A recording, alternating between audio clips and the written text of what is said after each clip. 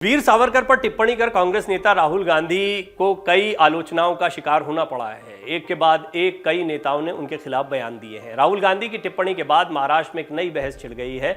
इस पर महाराष्ट्र नवनिर्माण सेना के अध्यक्ष राज ठाकरे ने रविवार को राहुल गांधी को बेवकूफ तक कह दिया।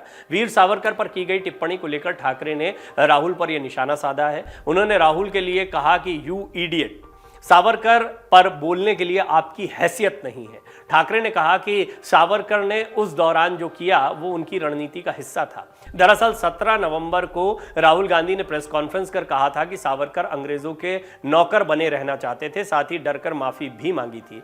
राज ठाकरे ने एक रैली को संबोधित करते हुए कांग्रेस और भाजपा को सलाह दी है। उन्होंने कहा कि अतीत के नेताओं और दिग्गजों पर लड़ने का कोई मतलब नहीं है। सावरकर, इंदिरा, पंडित नेहरू जैसे हमारे नेताओं को की विरासत को बदनाम करना बंद करो। इन लोगों ने देश की आज़ादी के लिए लड़ाई लड़ी है। सभी के कुछ ना कुछ पॉजिटिव और नेगेटिव पहलू होते हैं। हमें अब उन पर टिप्पणी नहीं करना चाहिए। देश में फिलहाल बेरोजगारी और सुरक्षा जैसे कई मुद्दे हैं जिनके लिए हमें लड़ना चाहिए।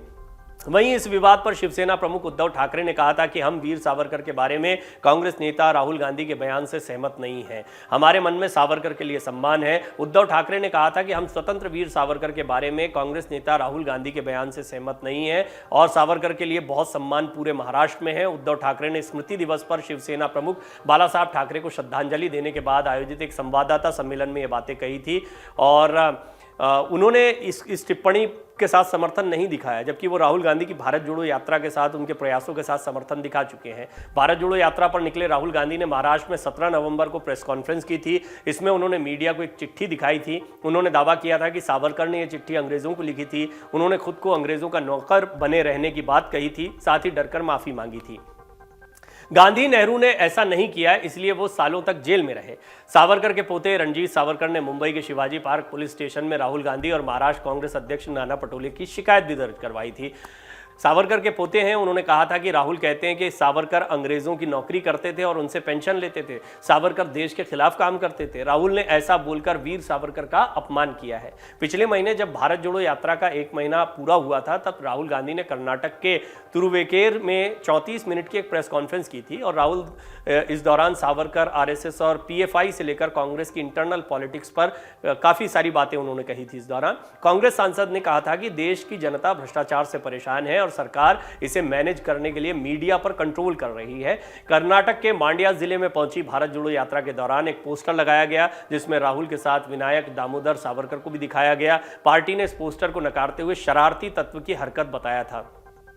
वीर सावरकर के पोते रंजीत सावरकर ने कहा कि राहुल गांधी की यात्रा को जनाधार नहीं मिल रहा था। यात्रा को 2 महीने हो चुके हैं, तो राहुल को लगा कि मैं सावरकर को गाली दे दूं, इससे मुझे पब्लिसिटी मिलेगी। राहुल अपनी राजनीति चमकाने के लिए सावरकर को गालियां दे रहे हैं। संजय राउत ने भी कड़ा रुख अख्तियार किया था। उन्होंने भी स्पष्ट कहा था कि राहुल गांधी के इस तरह के बयान को बिल्कुल स्वीकार नहीं किया जा सकता। लेकिन इस सब के बीच में राज ठाकरे भी अब इस पूरे विवाद में उतरे हैं। उन्होंने अभी तक कोई टिप्पणी नहीं की थी, लेकिन उन्होंने सीधे इडियट कह दिया और उन्होंने कहा सावरकर पर बोलने की तुम्हारी हैसियत नहीं है। राज ठाकरे अपने कड़े बयानों के लिए जाने जाते हैं। आगामी दिनों में बीएमसी चुनाव होना है, इसको लेकर तमाम राजनीतिक दल जो है अपनी अपनी तैयारियां कर रहे हैं। राज ठाकरे को भी बहुत उम्मीद है, बेशक वो इस वक्त शिंदे और बीजेपी के पाले में दिखाई देते हो या उनके साथ दिखाई देते हो, लेकिन फिर भी वो खुलकर साथ में नहीं आए हैं। उनकी अपनी राजनीति है। बीएमसी चुनाव में उनका अपना दबदबा कई सीटों पर चलता है। शिंदे चाहते भी थे कि राज ठाकरे का अगर साथ मिलेगा तो उद्धव ठाकरे की प्रभाव वाली या शिवसेना की जो पुरानी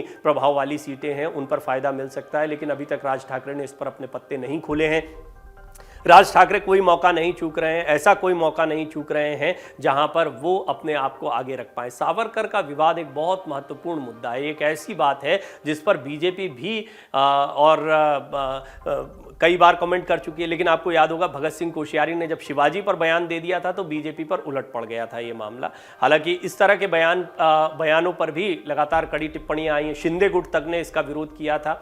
तो कुछ ऐसे चेहरे हैं जो महाराष्ट्र में बहुत महत्वपूर्ण माने जाते हैं और महाराष्ट्र की संस्कृति, महाराष्ट्र के चेहरे महाराष्ट्र के लोगों के लिए, यहाँ की सियासत के लिए बहुत महत्वपूर्ण है। सावरकर भी एक ऐसा ही चेहरा है। वीर सावरकर की प्रतिष्ठा जो है वो पूरे महाराष्ट्र में काफ़ी मानी जाती है और बीजेपी के लिए तो निश्चित तौर पर वो एक हिंदुत्व का चेहरा रहे हैं। लेकिन राहुल गांधी हमेशा से हमलावर रहे हैं। सावरकर को लेकर वो टिप्पणियाँ करते रहे। अब इससे महाराष्ट्र में क्या कांग्रेस को नुकसान होगा, क्या बाकी जगहों पर कोई कोई फायदा होगा। ये भी कहा जा रहा था कि गुजरात की राजनीति को देखते हुए इस तरह की टिप्पणी उन्होंने कर दी थी, क्योंकि गुजरात में गांधी पटेल को अलग अंदाज में लिया जाता है, गांधी की हत्या तक से सावरकर को जोड़ दिया जाता है। कथित तौर पर कई लोग इस तरह के बयानबाजी भी करते हैं जो विरोध करते हैं सावरकर का। तो सावरकर को लेकर ये जो राजनीति गहराई है, अब इसमें अपनी बात राज ठाकरे ने भी रख दी है, और राज ठाकरे ने काफ़ी कड़े शब्दों का इस्तेमाल किया है। उन्होंने राहुल गांधी को इडियट तक कह दिया। उन्होंने कहा सावरकर पर बोलने की तुम्हारी हैसियत नहीं है। डाउनलोड करें अमर उजाला ऐप और पाएं खबरें लगातार। अगर आप ये वीडियो YouTube पर देख रहे हैं तो हमारे चैनल को सब्सक्राइब करें और बेल आइकन को दबाना ना भूलें। अगर आप Facebook पर ये वीडियो देख रहे हैं तो हमारे पेज को लाइक करें।